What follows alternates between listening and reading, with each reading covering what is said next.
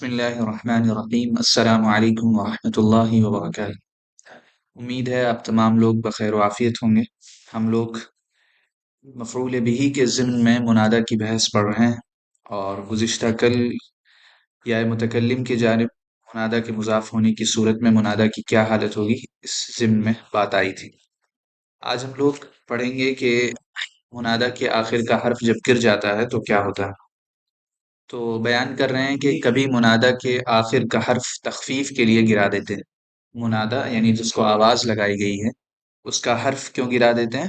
تخفیف کے لیے گرا دیتے ہیں۔ تخفیف خففہ باب تفعیل سے، اس کا مطلب یہ ہوتا ہے ہلکے پن کے لیے، یعنی بلانے میں آسانی ہو، اس کے لیے کیا کرتے ہیں؟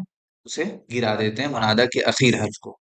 اس کی کئی صورتیں ہیں، اس کی مزید جو شرطیں ہیں وہ قطر الندی میں آپ لوگ پڑھیں گے کہ کب گراتے ہیں کب نہیں گراتے ہیں، لیکن ابھی صرف اتنا ذہن میں رکھنا چاہیے کہ ہاں، منادہ میں بھی کوئی ایسی چیز ہوتی ہے کہ جسے آواز لگائی جاتی ہے، اس کے اخیر میں کبھی کبھی اس کے اصل حرف کو کیا کر دیتے ہیں؟ گرا دیتے ہیں۔ کبھی ایک حرف گراتے ہیں، کبھی دو حرف گراتے ہیں، اور اس کی شرطیں کیا ہیں، وہ کب ہوتا ہے، یہ ساری چیزیں آپ لوگ آگے پڑھیں گے۔ تو بہرحال ابھی اتنا ذہن میں رکھیے کہ منادہ میں ترخیم ہوتی ہے، یعنی اخیر حرف کو گرایا جاتا ہے۔ تو اگر کہیں حرف ندا آپ کو نظر آئے اور اس میں کچھ کلمہ عجیب سا لگ رہا ہو تو یہ سمجھنے میں آپ کو دشواری نہیں ہوگی کہ یہاں پر کیا ہوا ہے؟ ترخیم ہوئی ہے، ٹھیک ہے۔ جیسے یا حاری یا حارثو میں، یعنی حارث اصل کلمہ کیا تھا؟ حارث تھا، ٹھیک ہے، تو اس میں سا کو کیا کر دیا؟ گرا دیا۔ یا عبا یا عباسو میں، حارثو میں تو ایک کلمے کو، ایک حرف کو گرایا، اور عباس میں دو حرف کو گرایا، ٹھیک ہے، یا عبا کہہ دیا۔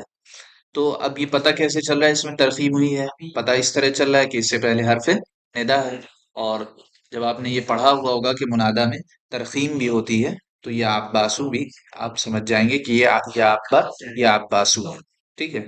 اس کو ترخیم یا منادہ مرخم کہتے ہیں، اس کو منادہ مرخم کہتے ہیں۔ مرخم یعنی جس میں ترخیم ہو گئی، ٹھیک۔ ترخیم وہی آخر حرف کو گرا دینا، ٹھیک، آخری حرف کو گرا دینا، اصطلاح میں آخری حرف کو گرا دینا۔ اور یہ کس لیے کیا جاتا ہے؟ تخفیف کے لیے کیا جاتا ہے، تاکہ بلانے میں آسانی ہو۔ کبھی حرف ندا حذف ہو جاتا ہے، جیسے یوسف اعرض عن ھذا، یعنی آپ کو حرف ندا نہیں دکھ رہا ہے۔ کیا نہیں دکھ رہا ہے؟ حرف ندا نہیں دکھ رہا ہے، لیکن سیاق و سباق سے آپ سمجھ جائیں گے کہ یہاں پر یہ اصل میں کیا ہے؟ منادہ ہی ہے۔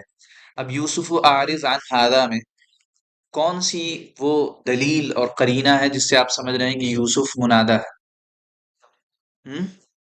ضمہ تو اس پہ ویسے بھی رہتا ہے کیونکہ یوسف کیا ہے؟ غیر منصرف ہے، تنوین تو آئے گی نہیں۔ ہاں کیسے؟ کیا بتائیے، وہی تو پوچھ رہے ہیں۔ وہ یوسف عارض عن ھذا میں وہ کون سا قرینہ ہے جس کی بنیاد پر آپ کہہ سکتے ہیں کہ یوسف منادہ ہے؟ ہاں کیا تخفیف؟ یوسف تھوڑی کا ہے، یوسفو کا ہے نا۔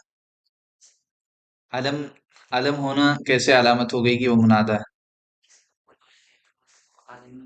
نہیں، اگر رجلو ہوتا ہے یہاں پر صرف ہم کہتے ہیں رجلو عارض عن ھذا۔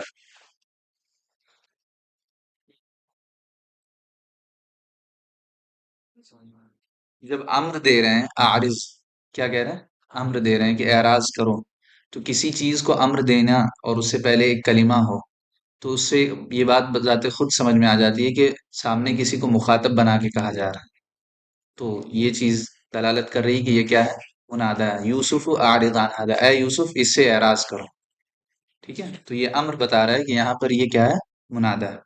تو کبھی حرف ندا حذف ہو جاتا ہے، جیسے یوسف اعرض عن ھذا یعنی یا یوسف، ایسے ہی السلام علیک ایھا النبی میں ہے۔ السلام علیک ایھا النبی میں بھی کیا ہے؟ حرف ندا حذف ہو گیا۔ حرف ندا کون ہے؟ یا ہے، ٹھیک ہے، اور دلالت کون کر رہا ہے؟ ایھا دلالت کر رہا ہے، کیونکہ ایھا کب آتا ہے؟ جبکہ منادہ کیا ہو؟ معرف باللام۔ تو یہ دلالت کر رہے ہیں کہ یہاں پر یا ایھا النبی تھا، ٹھیک ہے۔ تو یہ بھی ہوتا ہے کہ حرف ندا ہی حذف ہو جاتا ہے، ٹھیک۔ دو چیز، ترخیم اور حرف ندا کا حذف ہونا۔ پھر تنبیہ بتا رہے ہیں کہ دعا کے موقع پر حرف ندا کے عوض لفظ اللہ کے آخر میں میم مشدد لاتے ہیں، جیسے اللہم اغفر لی۔ اب یہ کہنا درست نہیں ہوگا یا اللہم اغفر لی، کیوں؟ کیونکہ وہ جو میم ہے وہ خود کس پر دلالت کرنے کے لیے؟ یا پر دلالت کرنے کے لیے، یعنی یہ میم وہی معنی دے رہی ہے اے اللہ. یعنی مثلا لفظ آتا ہے اللہم، تو آپ اے اللہ کا ترجمہ کیوں کرتے ہیں؟ کیونکہ وہ میم کس پر دلالت کر رہا ہے؟ یا اللہ پر دلالت کر رہا. تو یا اللہ کہہ دیجئے، یا کیا کہہ دیجئے؟ اللہ. آپ کوئی کہے یا اللہم، تو یہ درست نہیں ہوگا. ٹھیک ہے، تو یہ میم اسی کے لیے ہوتی ہے. اب کہہ رہے ہیں جب کسی مردے وغیرہ کو یا وا کے ساتھ پکار کر روئیں یا درد و حسرت کا اظہار کریں تو اس کو کیا کہتے ہیں؟ منادہ مندوب کہتے ہیں. یعنی جب کوئی شخص چلا جاتا ہے تو اس کی خوبیوں کو بیان کر کے کیا کیا جاتا ہے؟ رویا جاتا ہے. کل ہم لوگوں نے مستغاث پڑھا تھا. کیا پڑھا تھا؟ مستغاث، مدد کے لیے جس کو بلایا جائے. اور ایک ہے مندوب، یعنی جس کی خوبیاں بیان کی جائیں، جس پر افسوس کا اظہار کیا جائے، اسے ہم کیا کہتے ہیں؟ مندوب کہتے ہیں. اس کے لیے کلمہ وا کا خاص ہے. یا کے ساتھ بھی روتے ہیں لیکن وا کا کلمہ اس کے ساتھ کیا ہے؟ خاص ہے. تو اسے ہم منادہ مندوب کہتے ہیں.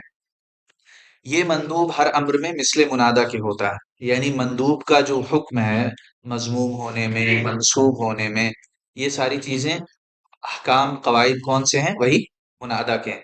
یعنی منادہ اگر مفرد ہے، معرفہ ہے، ٹھیک ہے، تو وہ کیا ہوتا ہے؟ مبنی علی الضم ہوتا ہے.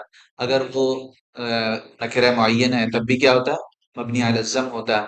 اگر وہ مضاف ہے یا شبہ مضاف ہے یا نکرہ غیر معین ہے تو وہ کیا ہوتا ہے؟ منصوب ہوتا ہے. اور اگر اس پر وہ تو خیر مستغاث کا معاملہ ہو جائے گا کہ اس پر لام مفتوح آتا ہے تو وہ کیا ہوتا ہے؟ مجرور ہو جاتا ہے. تو مندوب ہر امر میں کس کے مطابق ہوتا ہے؟ منادہ کے مطابق ہوتا ہے. تو اور استعمال کیسے ہوتا ہے؟ یا شروع میں لاتے ہیں اور اخیر میں الف لاتے ہیں. یا لاتے ہیں شروع میں، اخیر میں الف اور ہا لاتے ہیں. اور کبھی کبھی صرف الف لاتے ہیں اور کبھی کبھی بغیر الف اور ہا. تو تینوں طریقے ہیں. ٹھیک ہے. یہ مندوب ہر امر میں مثل منادہ کے ہوتا ہے، جیسے یا زیدہ، ٹھیک ہے، یا زیدہ، وا زیدو، ہائے زید، وابنی، ہائے میرا لڑکا. مگر کبھی اس کے آخر میں الف ندبہ اور ہائے وقف بھی پڑھا دیتے ہیں. یعنی استعمال کا ایک طریقہ یہ بھی ہے کہ الف بھی آتا ہے اور ہا بھی آتا ہے. ٹھیک ہے. جیسے وا مصیبتہ، تو اصل میں تھا مصیبت. کیا ہے؟ مصیبت. تو اس پر الف بڑھا ہے وا مصیبتہ، اور ہا بھی بڑھا دیتے ہیں ہائے وقف. اسے ہا کیا کون سی کہتے ہیں؟ ہائے وقف کہتے ہیں، تاکہ اس میں ایک زور پیدا ہو، ایک یعنی ردم بنے، ایک ماحول تیار ہو، ایک محفل سجے. تو وہی وا مصیبتہ. ٹھیک ہے. تو انسان کی جو گرم آہ ہے، گرم سانس ہے، وہ اس پہ نکلتی ہے. تو رونے کے لیے ہی استعمال کیا جاتا ہے مندوب، تو اس میں وہ زیادہ مفید اور زیادہ سازگار ہوتی ہے. جیسے وا مصیبتہ، یا زیدہ، یا ویلتا. ٹھیک ہے، یا ویلتا، اس میں بھی الف پڑھایا گیا ہے. تو یہ مندوب ہوتا ہے، اور مندوب تمام میں کس کے مطابق ہوتا ہے؟ منادہ کے مطابق ہوتا ہے. ہم نے بتا دیا کہ حکم میں مطابق ہونے کا کیا مطلب ہے. یعنی اگر مفرد ہے، معرفہ ہے، تو وہ مبنی علی الضم ہوگا، اور اگر اس کے علاوہ ہے تو وہ کیا ہوگا؟ منصوب ہوگا. ٹھیک ہے. اب آگے بتا رہے ہیں کہ وا مندوب کے ساتھ خاص ہے، اور یا منادہ اور مندوب دونوں میں مشترک ہے. ٹھیک ہے. واو مندوب کے ساتھ خاص ہے اور یا منادہ اور مندوب دونوں میں مشترک ہے. ان کو حرف ندبہ کہتے ہیں. یعنی وا صرف مندوب کے ساتھ آتا ہے، اور یا منادہ میں بھی آتا ہے اور مندوب میں بھی آتا ہے. ٹھیک ہے. ان کو کیا کہتے ہیں؟ حرف ندبہ کہتے ہیں، یعنی جس کے ذریعے سے کسی پر رویا جائے.